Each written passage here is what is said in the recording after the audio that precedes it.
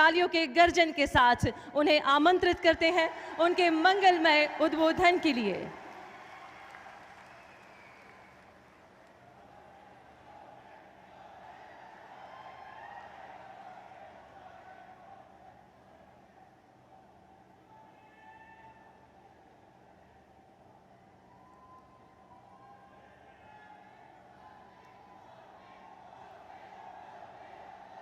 भारत माता की, भारत माता की। मंच पर विराजमान गुजरात के मृदु एवं मक्कम हमारे लोकप्रिय मुख्यमंत्री श्रीमान भूपेंद्र भाई पटेल 2019 के चुनाव में देश में सबसे अधिक वोटों से जीतने वाले और एक नया रिकॉर्ड प्रस्थापित करने वाले संसद के मेरे साथी सीआर पाटिल,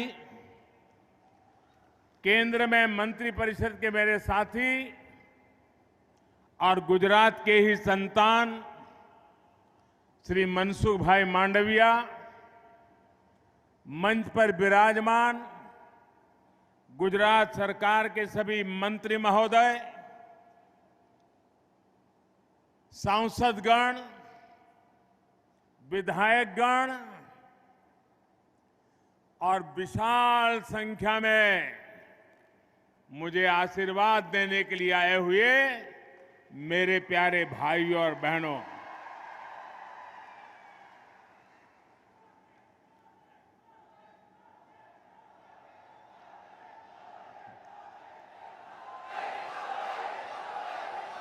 साथियों, आज सुबह मैं यहां आ रहा था तो एक दुखद खबर भी मिली। आज मुलायम सिंह यादव जी का निधन हो गया है। मुलायम सिंह यादव जी, उनका जाना देश के लिए एक बहुत बड़ी क्षति है। मुलायम सिंह जी के साथ मेरा नाता बड़ा विशेष प्रकार का रहा है। जब हम दोनों मुख्यमंत्री के रूप में मिला करते थे, वे भी और मैं भी दोनों के प्रति एक अपनत्व का भाव अनुभव करते थे। और 2014 में जब भारतीय जनता पार्टी ने 14 के चुनाव के लिए मुझे प्रधानमंत्री पद के लिए आशीर्वाद दिए, तो मैंने विपक्ष में भी जो लोग थे जिनसे मेरा पहले से परिचय था, ऐसे कुछ महानुभावों को जो देश के वरिष्ठ राजनेता थे, राजनीतिक रूप से हमारे विरोधी थे, लेकिन उन सबको फोन करके आशीर्वाद लेने का मैंने एक उपक्रम किया था। और मुझे याद है उस दिन मुलायम सिंह जी का वो आशीर्वाद, कुछ सलाह के 2 शब्द, वो आज भी मेरी अमानत है। और मुलायम सिंह जी की विशेषता रही कि 2013 में मुझे उन्होंने जो आशीर्वाद दिया था, उसमें कभी भी उतार चढ़ाव नहीं आने दिया। घोर राजनीतिक विरोधी बातें के बीच भी जब 2019 में पार्लियामेंट का आखिरी सत्र था, पिछली लोकसभा का, और संसद के अंदर मुलायम सिंह जी जैसे वरिष्ठ नेता, उन्होंने खड़े होकर के पार्लियामेंट में जो बात बताई थी, कोई देश के किसी भी राजनीतिक कार्यकर्ता के जीवन में बहुत बड़ा आशीर्वाद होता है। उन्होंने संसद में खड़े होकर के कहा था, कोई लाग लगापेट के बिना कहा था, राजनीतिक आटा पाटा के खेल के बिना कहा था। उन्होंने कहा था, मोदी जी सबको साथ लेकर के चलते हैं और इसलिए मुझे पक्का विश्वास है कि वो 2019 में फिर से चुन करके देश के प्रधानमंत्री बनेंगे।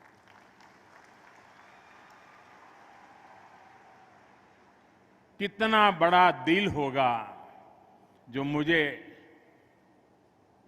जब तक जीवित रहे, जब भी मौका मिला, उनके आशीर्वाद मिलते रहे। मैं आज आदरणीय मुलायम सिंह जी को गुजरात की इस धरती से, मां नर्मदा के तट से उनको आदरपूर्वक भावभीनी श्रद्धांजलि देता हूं। मैं ईश्वर से प्रार्थना करता हूं कि उनके परिवार, उनके समर्थकों को ये दुख सहने की शक्ति दे। साथियों, आज इस बार मैं ऐसे समय में भरूच आया हूं जब देश आजादी का अमृत महोत्सव मना रहा है।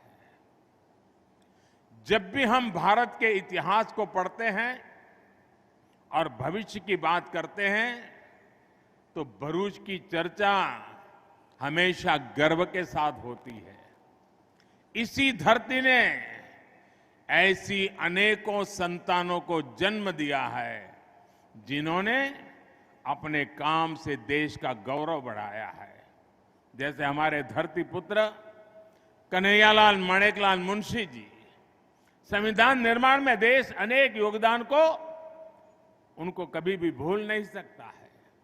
सोमनाथ के मंदिर के भव्य निर्माण में सरदार के साथ कंधे से कंधा मिलाकर के चलने वाले मुंशी साहब की भूमिका को कोई भूल नहीं सकता है। इतना ही नहीं, भारतीय संगीत के सिरमौर, उसको बुलंदी देने वाले पंडित रोमनाथ ठाकुर, उनका नाता भी तो इसी मिट्टी से रहा है। ऐसे महान व्यक्तियों के काम से प्रेरणा लेकर हम गुजरात का गौरव बढ़ाने और गुजरात को विकसित बनाने के लिए काम कर रहे हैं। भाइयों और बहनों, गुजरात की देश की प्रगति में, चाहे वो गुजरात की प्रगति हो चाहे देश की प्रगति हो, भरूच का योगदान बहुत महत्वपूर्ण है। भरूचनी भागीदारी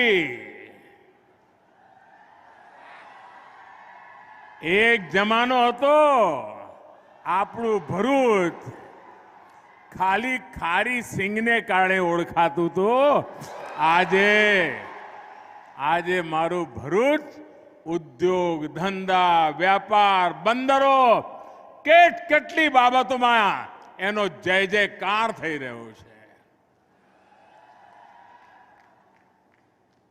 અને આજે મારા આ પ્રવાસ દરમિયાન ગુજરાતમાં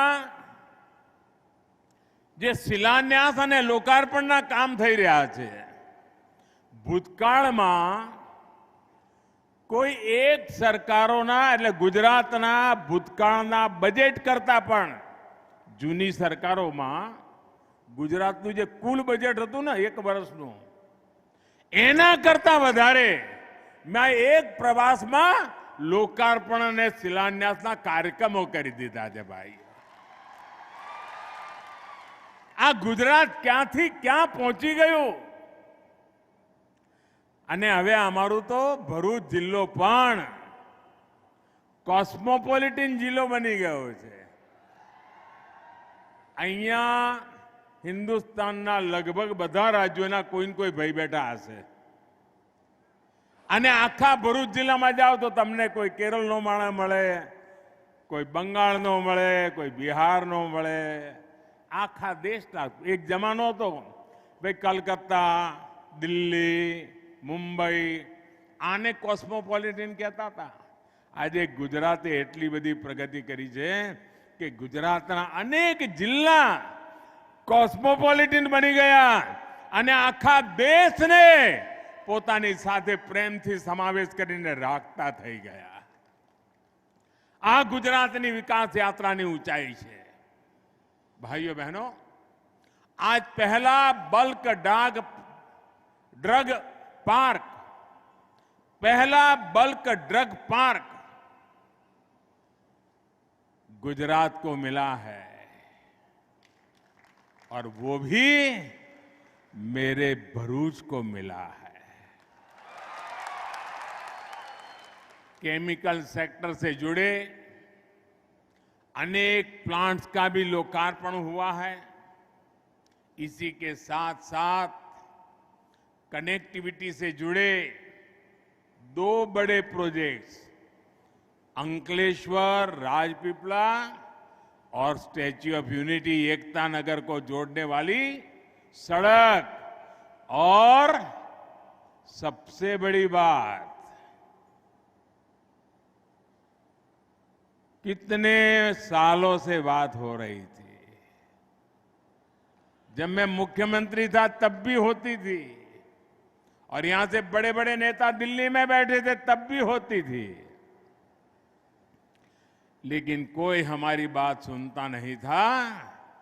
जिस प्रकार से भरूच जिले का औद्योगिक विकास हो रहा था, अब भरूच बड़ौदा या सूरत के एयरपोर्ट पर निर्भर नहीं रह सकता. भरूच का अपना एयरपोर्ट होना चाहिए और इसलिए अंकलेश्वर में नया एयरपोर्ट बनाने का आज शिलान्यास हो रहा है. साथियों, उद्योगों के हिसाब से देखें तो भरूच ऐसा जिला है जहां देश के कई छोटे राज्यों की तुलना में ज्यादा उद्योग है. एक राज्यમાં જેટલા ઉદ્યોગો હોય એના કરતા વધારે ઉદ્યોગો એકલા આપણા ભરૂચ જિલ્લામાં છે. ભાઈઓ,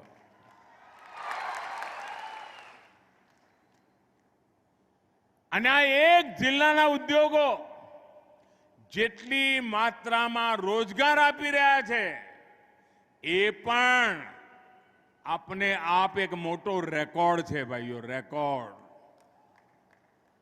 देश विदेश से इतना व्यापार कारोबार होने के बाद अब जब एयरपोर्ट मिल रहा है तो विकास को एक नई गति, नई उड़ान मिलने वाली है. और जब नरेंद्र भूपेंद्र की डबल इंजन की सरकार होती है ना, तो एयरपोर्ट का काम भी बहुत तेजी से पूरा हो जाएगा. एयरपोर्ट बनने से उद्योगकारों का आना जाना, बड़े बड़े अफसरों का आना जाना तेज हो जाएगा, विकास भी तेज हो जाएगा, एक्सपोर्ट को बढ़ावा मिलेगा. भाई और बहनों, आज हमें गुजरात की एक अलग ही तस्वीर दिखती है. સાવ ગુજરાત નવું બદલાયેલું અને જબરદસ્ત મોટી ઊંચાઈ ઉપર જમ્પ લગાવવા માટે થનગની રહ્યું હોય એવું આપણું ગુજરાત છે. ભાઈઓ, અને જ્યારે આટલા બધી વાતો આપણે જોતા હોઈએ આંખ સામે, પણ 2 દશક પહેલા એના જરા દિવસો યાદ કર્યો તો કેવું લાગે ભાઈ? 2 દશક પહેલા આપણા ગુજરાતની ઓળખ શું હતી? વેપારી. એક જગ્યાએથી માલ લઈએ, બીજી જગ્યાએથી વેચીએ અને વચ્ચે થોડી દલાલી મળે, એમાંથી આપણું ગુજરાન કરીએ. આ આપણી ઓળખ હતી. ખેતીમાં પાછળ, ઉદ્યોગમાં પાછળ, કાં આપણી પાસે કાચો માલ નહીં. આવી પરિસ્થિતિમાં 2 દશકની અંદર જબરદસ્ત મહેનત કરીને આજે ગુજરાતે ઔદ્યોગિક ક્ષેત્રે હરણફાળ ભળી. સ્પેર પાર્ટ બનાવવાના નાના નાના ઉદ્યોગોની જાળ, એ જ રીતે આપણી આ પોર્ટ, આપણી કોસ્ટલાઇન આને વિકાસની હરણફાળ આપણે ભરી દીધી. આપણો તટ એકદમ જાગૃત કરી દીધો આપણે. અને અમારા આદિવાસી ભાઈઓ બહેનો, અમારા માછીમાર ભાઈઓ બહેનો, એમના તો કેવા બુરા હાલ હતા, કોઈ પૂછનારું નહીં. કદાચ આજે જે 20, 22, 25 વર્ષના જવાનિયા હશે ને, એમને તો ખબર બી નહીં હોય કે અહીંયા જીવવા માટે કેટલા વલખા મારવા પડતા હતા. આ અમારું ભરૂચ ખાલી થઈ જતું હતું. એમને ખબર પણ નથી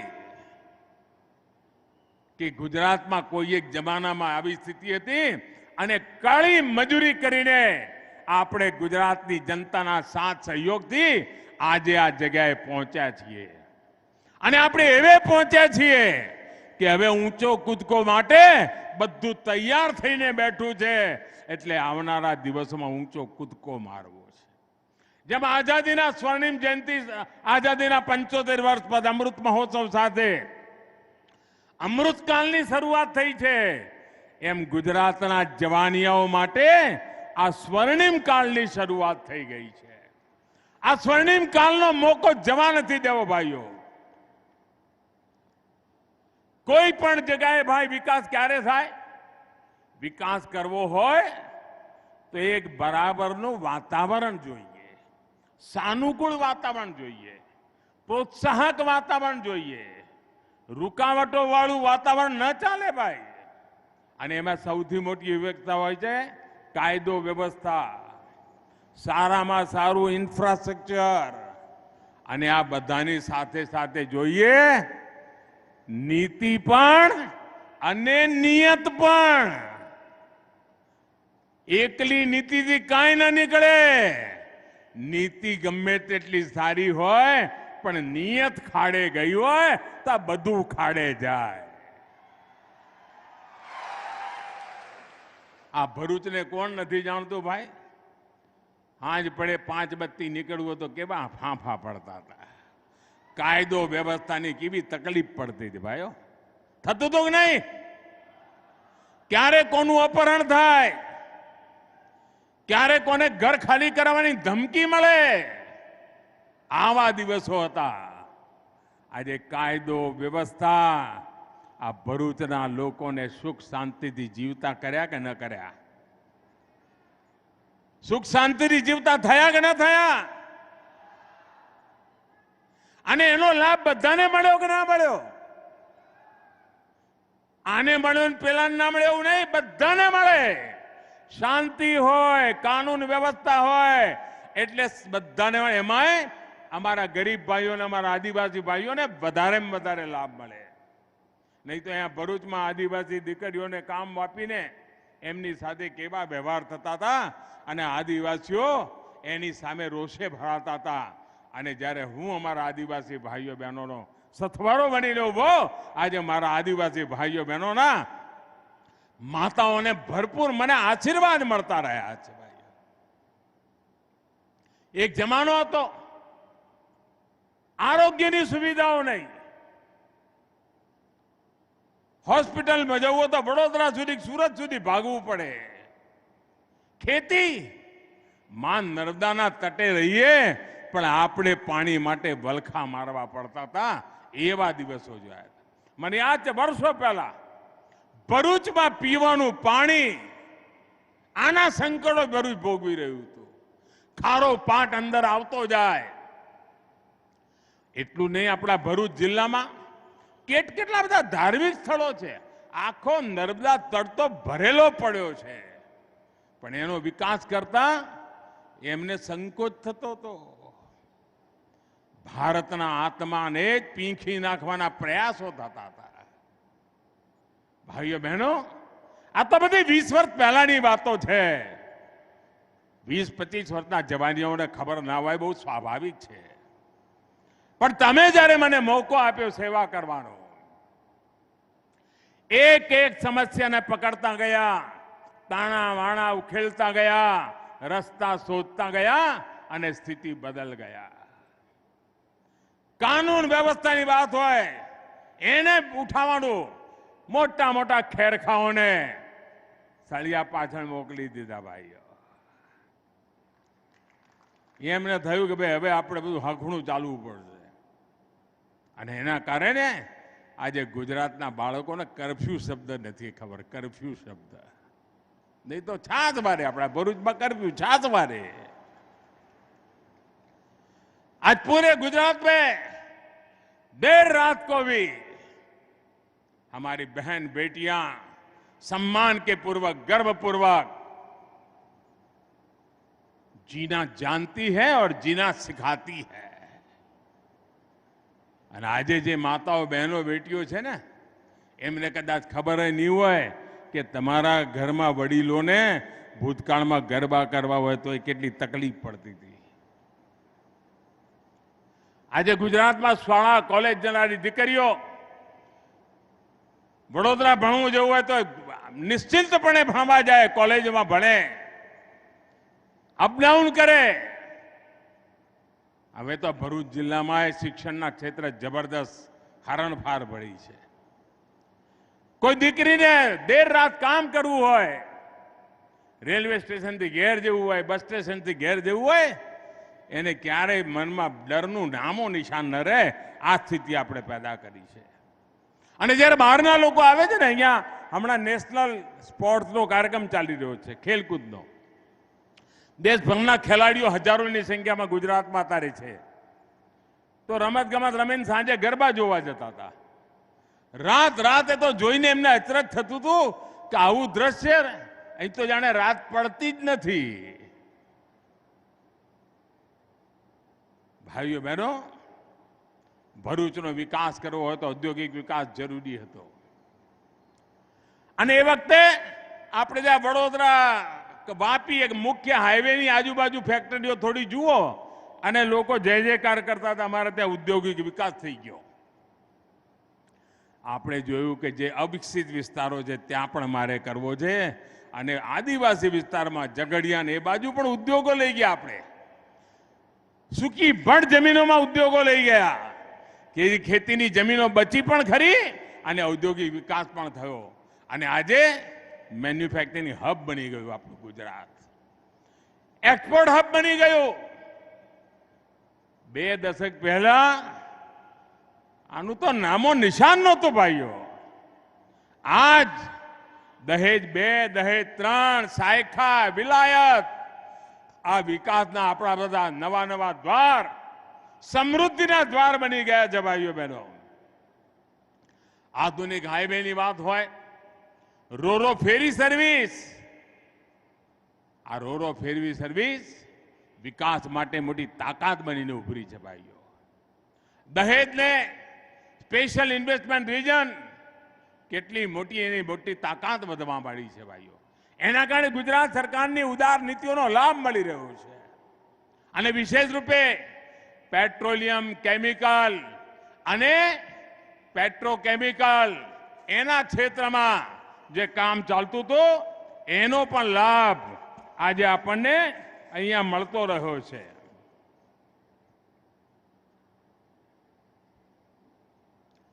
અને જોતા જોતામાં દુનિયામાંથી હજારો કરોડ રૂપિયાનું મૂડીરોકાણ આપણા દહેજ અને ભરૂચ જિલ્લામાં આવી ગયું. અને 80% ઉત્પાદ જે અહીંયા થાય છે ને એ દુનિયાના દેશોમાં જાય છે. આપણે મહેનત કરીએ છીએ અને રૂપિયો આપણો ડોલર લઈને પાછો આવે છે ભાઈઓ. આ તાકાત મારા દહેજ અને ભરૂચ જિલ્લો આપી રહ્યો છે. દહેજ પીસીપીઆર આજે દેશમાં કેમિકલ અને પેટ્રોલિયમથી જોડેલા આખા ક્ષેત્ર માટે, દેશભર માટે દહેજ મોડેલ બની ગયું છે. ભાઈઓ બહેનો, આજે જે નવા પ્રોજેક્ટનું લોકાર્પણ થયું છે એનાથી આપણા ગુજરાતની શાખ અને ગુજરાતની શક્તિ તો વધી રહી છે, પણ મારું ભરૂચ જિલ્લો પણ વાઇબ્રન્ટ બની રહ્યો છે, ચેતનવંતો બની રહ્યો છે. અને અહીંયા જે નવા પ્લાન્ટ વિકસિત થયા છે, આ ડબલ એન્જિન સરકાર ડબલ બેનિફિટનું ઉત્તમ ઉદાહરણ બની ગઈ છે ભાઈઓ. કેમિકલના પ્લાન્ટ ગુજરાત અને કેન્દ્ર સરકારની કંપનીઓની પણ એમાં સાझेदारी છે. અહીં બનવાવાળા કેમિકલ્સ મેન્યુફેક્ચરિંગ ઉદ્યોગ એનો લાભ ટેક્સટાઇલ ઇન્ડસ્ટ્રીને પણ મળવાનો છે. અને આપ જાણો છો ટેક્સટાઇલ ઉદ્યોગને લાભ થાય ને એટલે કપાસ પકવનારા ખેડૂતને લાભ થાય. સૌથી વધારે મજદૂરી આપનાર રોજગાર આપનારું ક્ષેત્ર છે. અમારા બુનકર ભાઈઓ બહેનોને વણકર ભાઈઓ બહેનોને હાથસાળ ચલાવનારા ભાઈઓ બહેનોને એમને પણ મોટો લાભ થાય. એ જ રીતે ફર્ટિલાઇઝર અને અમારું અહીંનું તો ફર્ટિલાઇઝરનું નામ રોશન થયું છે ભાઈઓ. અને જરૂરી કેમિકલ્સ ફર્ટિલાઇઝર અમારા ભરૂચમાં બને, દેશભરની એની પહોંચ બને. જીએસીએલ નો કેમિકલ પ્લાન્ટ એના કારણે 2500 કરોડથી વધારે રૂપિયાનું ટર્નઓવર નવું ઉમેરા છે. આના કારણે 700 કરોડ રૂપિયાની વિદેશી મુદ્રા આ દેશની સેવા થવાની છે. આ પણ દેશભક્તિનું કામ છે અને આ ભરૂચ કરી રહ્યું છે ભાઈઓ. અને જ્યારે હું ભરૂચ આવ્યો છું ત્યારે તમને યાદ કરાવું, હું તો કાયમ કહું છું ભાઈ આ દેશને આપણે હવે એકદમ ઝડપી આગળ લઈ જવું હોય ને તો દરેક નાગરિક પણ બહુ મોટું કામ કરી શકે. સામાન્ય નાગરિક પણ દેશને આગળ વધારી શકે. તમને એમ થાય કે ભાઈ એ પોતાના માટે જ વલખા મારતો હોય, કેવી રીતે કરે? અરે તમે વોકલ ફોર લોકલનો મંત્ર પકડી લો. કોઈ વિદેશી ચીજથી હું દૂર રહીશ. આ દિવાળી આવે છે, એવા બજારમાં ફટાકડા આવશે 2 મિનિટમાં આકાશમાં ઝબકારો કરી જાય, પણ આપણને ખબર ના હોય કે કેટલાય ગરીબોની મહેનતને પાણી ફેરવી નાખતા હોય છે. ભલે આપણે ભારતમાં બનેલા ફટાકડા લઈએ, કદાચ અજવાળું ઓછું કરે, કદાચ ચમકારો ઓછો કરે, અવાજ ઓછો કરે, પરંતુ ભાઈઓ એ અવાજ ઓછો કરશે, ચમકારો ઓછો કરશે, પણ મારા રાજ્યના, મારા દેશના ગરીબોના ઘરમાં ચમકારો આવશે. 2 મિનિટ આકાશમાં ચમકારો આવે કે ના આવે, એના 12 મહિના ચમકારો એના જિંદગીમાં રહે.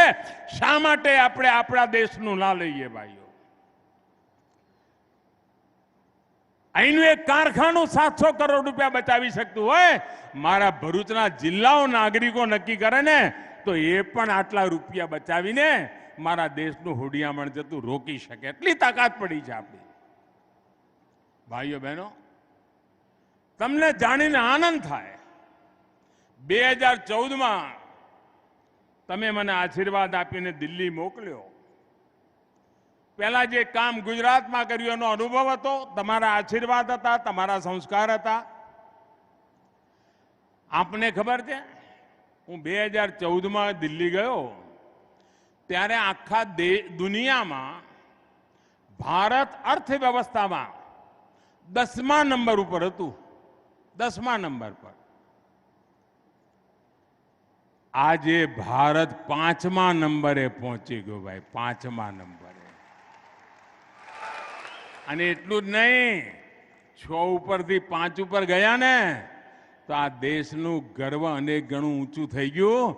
કારણ કે પહેલા 5 નંબર પર એ લોકો હતા જે 250 વર્ષ સુધી આપણા પર રાજ કરીને ગયા હતા. આપણે ગુલામ હતા.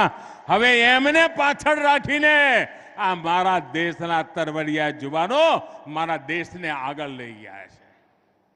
અને એના માટે દેશની યુવા પેઢી, દેશનો કિસાન, દેશનો મજદૂર, દેશનો નાનો વેપારી, દેશનો નાનો ઉદ્યમી, આ બધા જ લોકો એના યશના અધિકારી છે.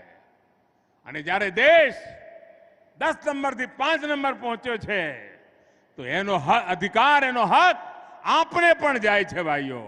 આપના પુરુષાર્થને જાય છે. અને આપના વતી દેશવાસીઓના આવા પુરુષાર્થી લોકોને પ્રણામ કરું છું. ભાઈઓ બહેનો, ભરૂચની અંદર એક ગર્વ આપે એવું બીજું કામ થઈ રહ્યું છે.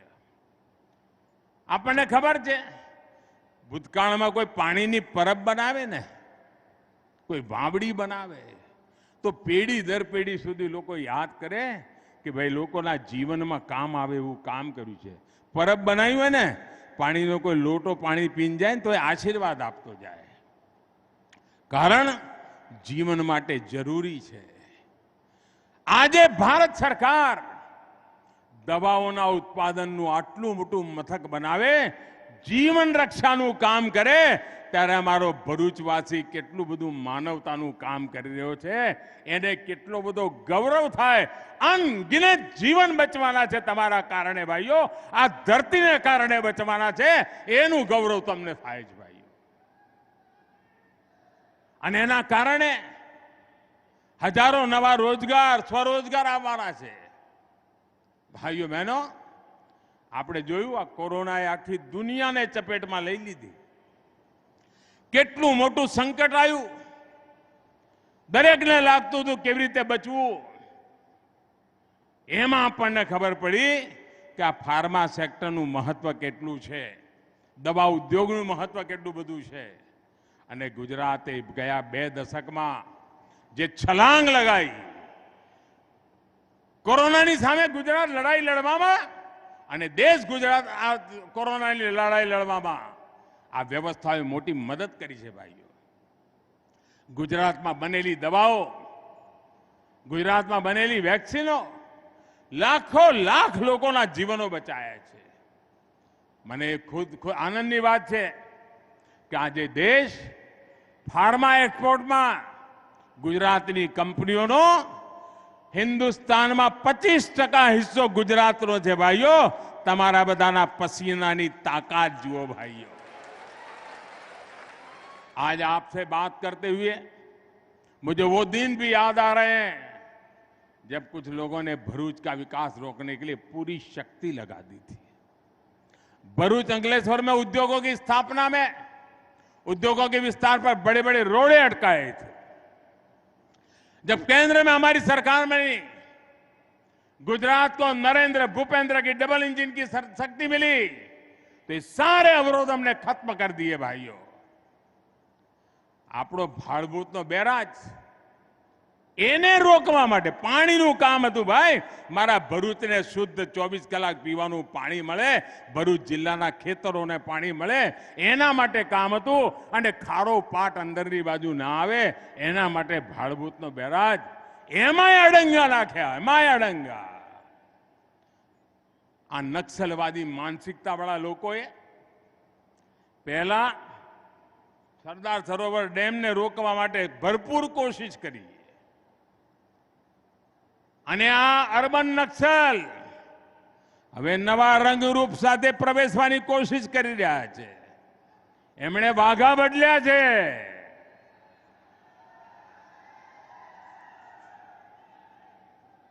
અને ઉત્સાહી ઉમંગવાળા ભોળાભાળા જવાનિયાઓને ભરમાડી રહ્યા છે. ભાઈઓ બહેનો, મારા આદિવાસી ભાઈઓને મારે ખાસ કહેવું છે, બંગાળમાં નક્સલવાદ શરૂ થયો, ઝારખંડ, બિહાર,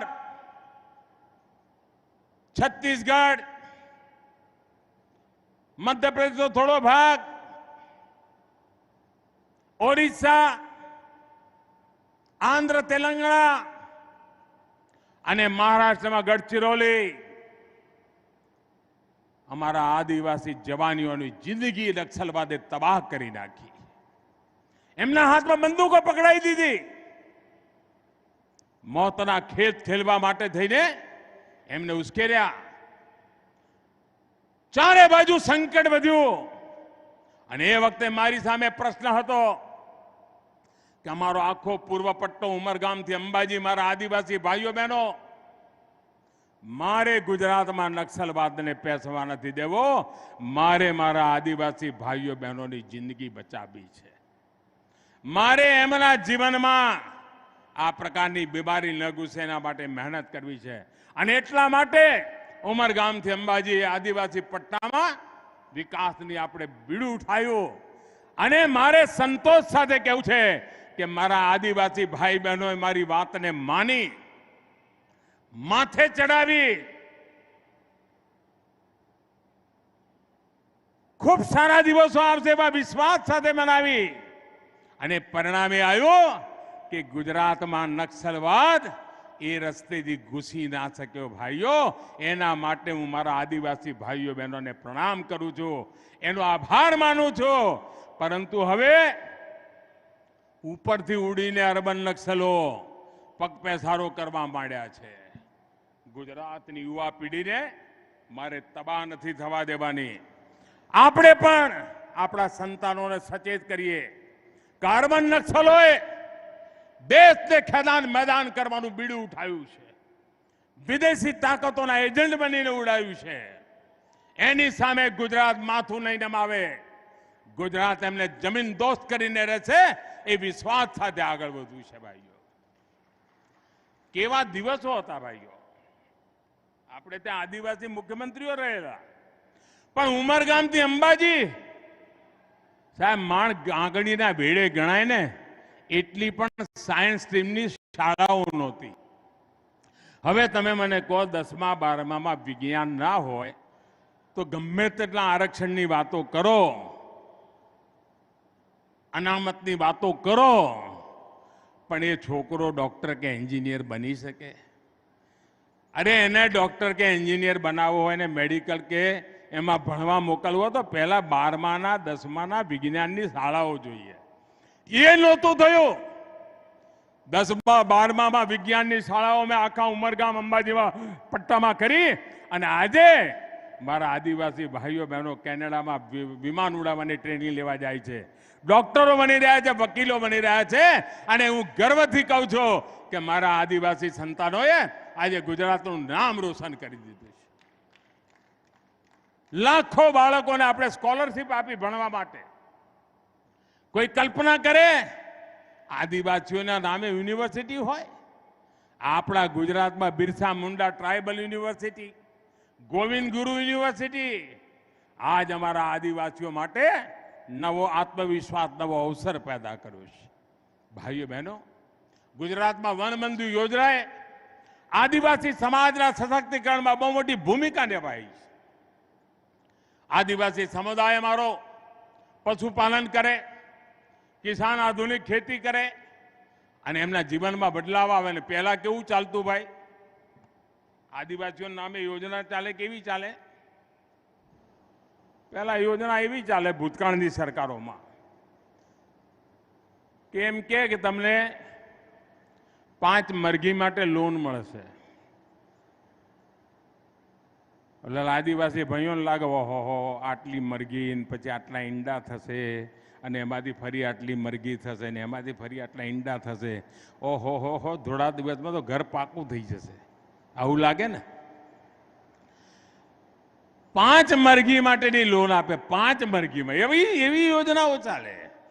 અને મરઘી ઘેર પહોંચે એ જ દળ હાજે લાઇટ વાળા સાહેબ ગામમાં આવે. કેમ છો ભાઈ, હવે મોડું થઈ ગયું, એમ કરો રાત્રે રોકાઈ જઈએ. હવે રાત્રે રોકાળ, મારો આદિવાસી ભાઈ તો મહેમાન ગતિમાં પાછો ના પડે. પેટે પાટા બાંધે પણ હામેલાને ખવડાવે. એ 5માંથી એક મરઘી એ જ દળે ખવડાઈ જાય.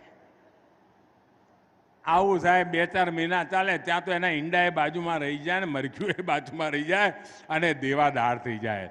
અમે આવીને એને વાહનો આપવા માંડ્યા, ટેમ્પો આપવા માંડ્યા, ટેક્સીઓ આપવા માંડ્યા, નાનો મોટો ઉદ્યોગ કરે તેના માટે પૈસા આપવા માંડ્યા, ખેતી માટે પૈસા આપવા માંડ્યા. અને ભાઈઓ બહેનો, મારા આદિવાસીઓની જિંદગી બદલી નાખી અમે. ભાઈઓ બહેનો, આ વિકાસ યાત્રામાં અમારા આદિવાસી ભાઈ બહેનોનું યોગદાન, એમણે જે સન્માન દીધું છે, ભગવાન બિરસા મુંડાનો જન્મદિવસ અમારા આદિવાસી ભગવાન તરીકે જે પૂજાય, આપણે આદિવાસી ગૌરવ દિવસ ઘોષિત કર્યો. ગુજરાત સહિત પૂરા દેશમાં આદિવાસી જે આઝાદીના જંગના લડવૈયા હતા એમની સ્મૃતિમાં આપણે સ્મારકો બનાવ્યા. પૂરજોશ કામ ચાલી ગયું છે.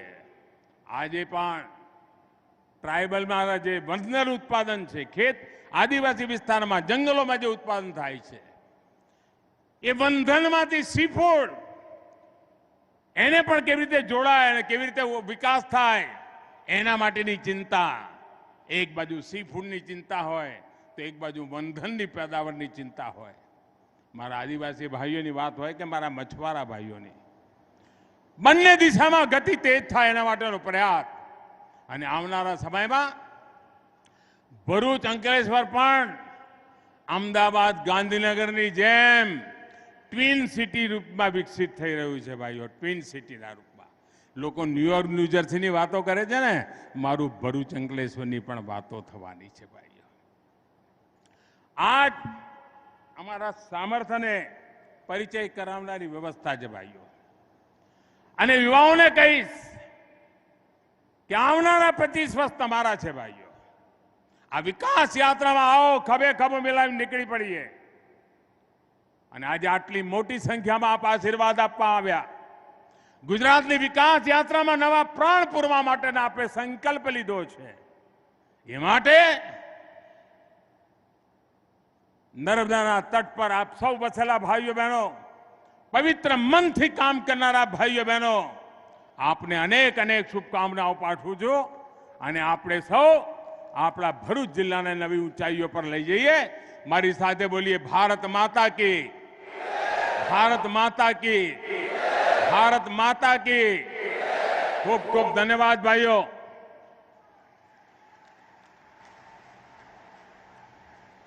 ખૂબ ખૂબ ખૂબ આભાર માનનીય પ્રધાનમંત્રી શ્રીનો સરહૃદય આભાર પ્રકટ કરીએ છીએ.